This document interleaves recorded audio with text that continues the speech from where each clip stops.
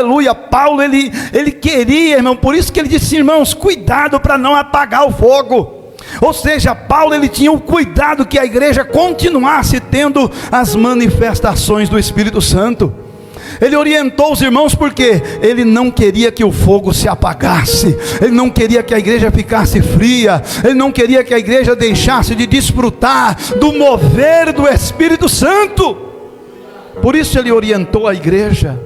Meus queridos e amados irmãos, o inimigo, Satanás, ele pode apagar o fogo do Espírito Santo em uma igreja?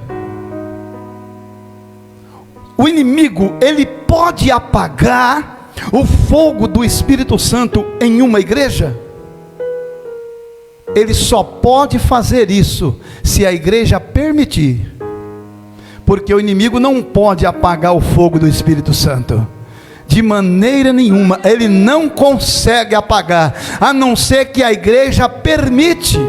Como que a igreja permite? Quando a igreja começa a aceitar tudo aquilo que o inimigo lança dentro dela. Como o inimigo faz para esfriar uma igreja? Ele pega o mundo e coloca dentro dela. Ele coloca o pecado dentro da igreja. É adultério, é fornicação, é divisão, é contenda, é a sensualidade. Os crentes que vão mais para exibir o corpo do que adorar a Deus, aleluia, e vira aquela confusão. É adultério aqui, é fornicação ali. O inimigo, ele sabe que se ele introduzir o pecado dentro da igreja, o Espírito, ele vai se entristecer e não vai se manifestar mais, e automaticamente aquela igreja vai se tornar uma igreja fria, apática, sem graça, sem poder, sem unção, sem nada.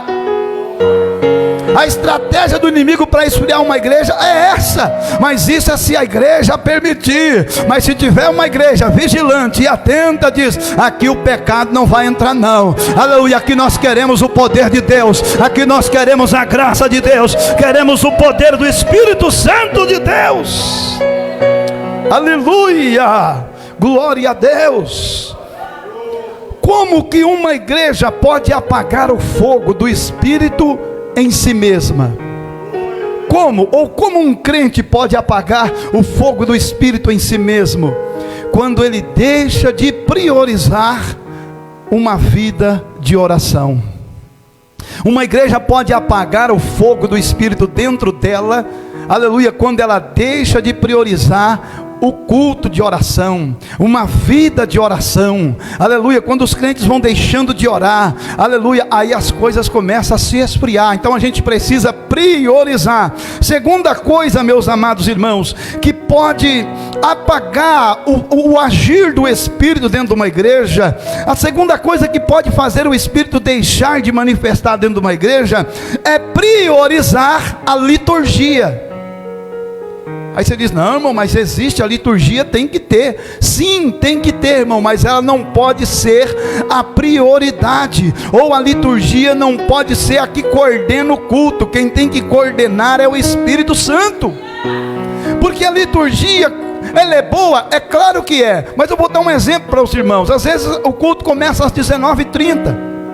Alguém vai e canta um hino da harpa, ou canta um corinho, 19h35, aí vai alguém, vai dizer, vamos dar uma oportunidade aqui para o irmão ler uma palavra. O irmão vai ler uma palavra.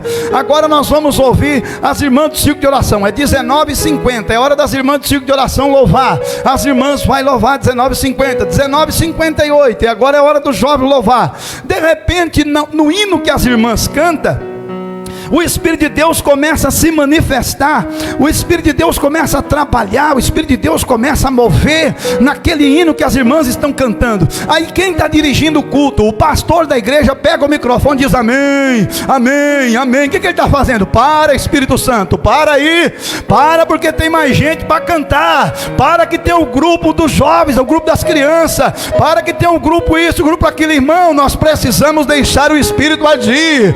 É calamante. As irmãs cantou, o Espírito se manifestou, a línguas estranhas, glória a Deus, dá lugar, deixa Deus encher, deixa Deus trabalhar, deixa o Espírito fazer, irmão.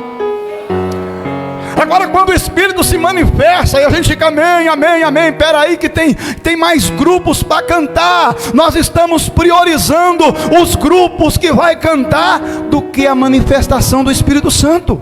O que é mais importante, o próximo grupo que vai cantar ou o poder de Deus dentro da igreja? Os irmãos estão me entendendo?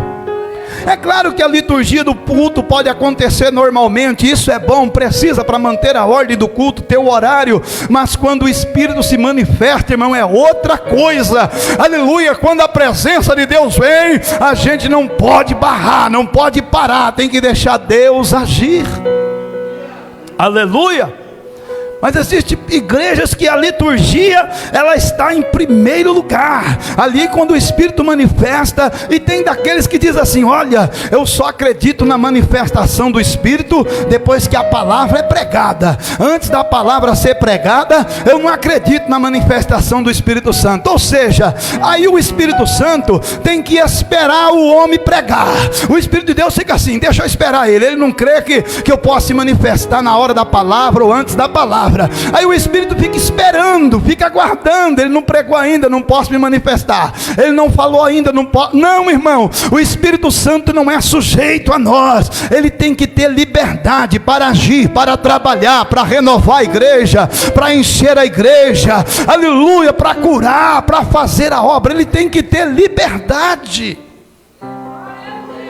Então, quando nós priorizamos a liturgia do culto e não priorizamos a presença de Deus,